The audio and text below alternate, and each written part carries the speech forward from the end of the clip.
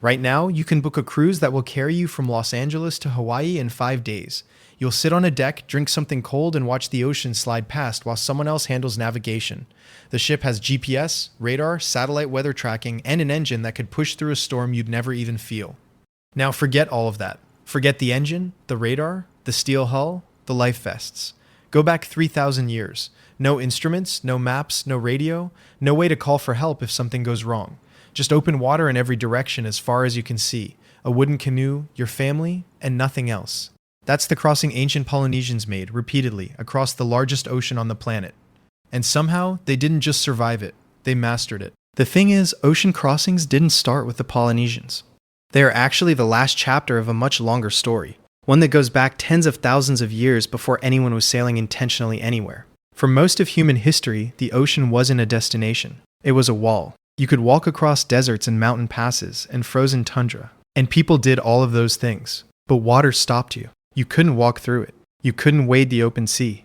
A coastline, for hundreds of thousands of years, was simply the end of the world. And then at some point, someone looked at the water and found a way through. The first evidence we have of that happening comes from a place called Flores, an island in Indonesia. In 2003, archaeologists found stone tools there dating back roughly 800,000 years. Here's the problem with that. Flores has never been connected to the mainland. Not once. Even during the ice ages, when sea levels dropped and exposed land bridges across much of Southeast Asia, Flores stayed isolated.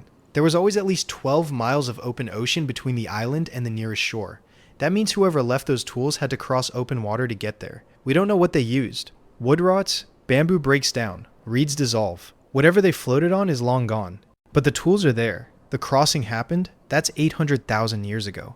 That's not modern humans. That's a different species of human entirely, and they were already crossing ocean gaps. So how does something like that start?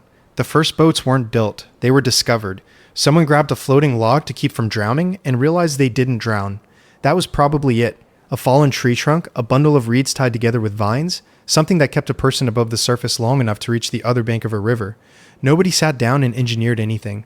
The first crossing was probably an accident that went better than expected. But the thing about humans is that we don't just survive accidents, we repeat them on purpose. And eventually we improve on them. Around 65,000 years ago, a group of humans in Southeast Asia looked south and made the most audacious decision in the history of the species up to that point. They crossed to Australia. That crossing was at minimum 60 miles of open ocean, probably more. And here's the thing that stops you cold when you really think about it. You cannot see Australia from the other side. There's no shoreline glinting on the horizon. No smoke from a distant fire. No birds circling land you can't yet see. You are looking at open water with nothing in it, and you're pointing your boat toward it anyway. Whoever did that didn't know there was anything on the other side. They went anyway. Think about that for a second. The oldest physical boat we've ever found is the Pessie canoe, pulled from a bog in the Netherlands about 10,000 years old.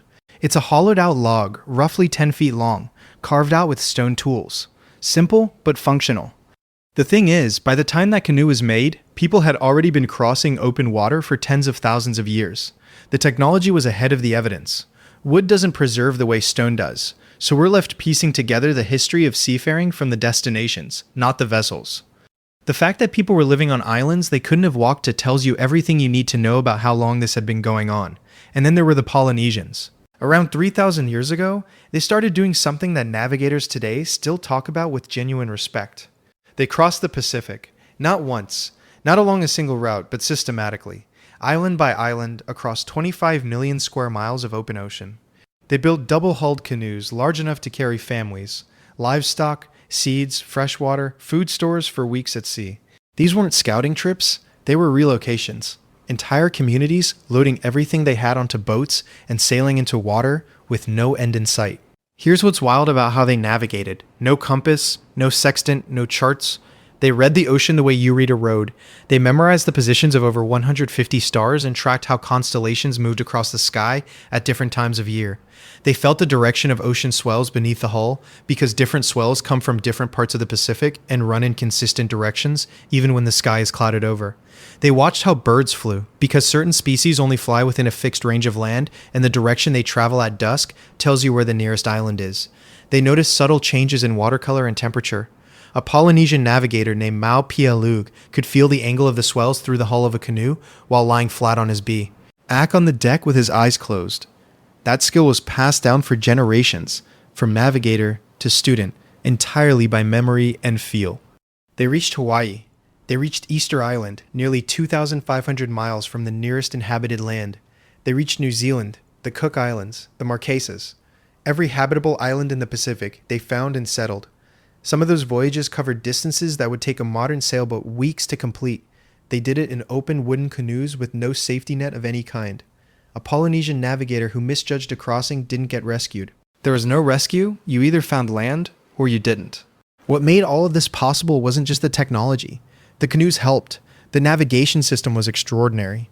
But the deeper thing, the thing that makes it genuinely staggering, is the institutional knowledge behind it. This wasn't one genius who figured out the stars and taught himself to sail. This was generations of accumulated observation, passed carefully from person to person, refined over centuries. By the time a Polynesian crew set out for a destination 2,000 miles away, they were drawing on knowledge that had been building for 1,000 years. Every failed voyage, every successful landfall, every observation about the behavior of currents or the migration patterns of birds fed back into that system. They weren't guessing. They had built a science. They just built it out of memory instead of paper. Other cultures were doing remarkable things on water too, in ways that often get overlooked. Ancient Phoenician sailors navigated the entire Mediterranean coast and pushed out into the Atlantic as early as 1000 BC. They are believed to have circumnavigated the entire continent of Africa, a voyage of roughly 13,000 miles, around 600 BC, commissioned by the Egyptian pharaoh Necho II. Arab traders were crossing the Indian Ocean using monsoon winds as far back as 2,000 years ago, sailing predictably between the Arabian Peninsula and the coast of India by timing their departures to the seasonal wind shifts. The Austronesian peoples, the broader cultural group the Polynesians belonged to, had been spreading across the Indian Ocean as well, eventually colonizing Madagascar, an island off the coast of Africa, carrying with them languages and plants that originated in Southeast Asia. That's a crossing of roughly 4,000 miles in the wrong direction from where most people think of them sailing. Every one of those routes was figured out through the same process. Observation, attempt, failure, correction, attempt again. Someone noticed the wind shifted in a particular direction at a particular time of year and kept that information. Someone else tested it. Someone survived a storm and recorded which heading brought them back to land. The knowledge accumulated slowly and visibly, carried in the minds of navigators who had no way to write any of it down. And yet it worked. It worked well enough to populate every corner of the Pacific. It worked well enough to link 3 continents in a web of trade routes that moved spices, textiles, and ideas across thousands of miles of open water, centuries before anyone in Europe thought any of that was possible. You're sitting right now on a planet that your ancestors covered completely, on foot, in boats, across deserts and glaciers, in open ocean, long before anyone had the tools we assume were necessary to do any of it. They didn't have GPS, they didn't have steel, they didn't have engines or radar or accurate maps. What they had was time, attention, and an absolute refusal to accept that the horizon was a limit. Every ocean that looks impossibly wide from a shoreline, someone crossed it. Every island that sits alone in the middle of open water, someone found it. Not by accident, not by luck, but by paying close enough attention to the world around them that they could read the ocean like a map even when there was nothing written on it.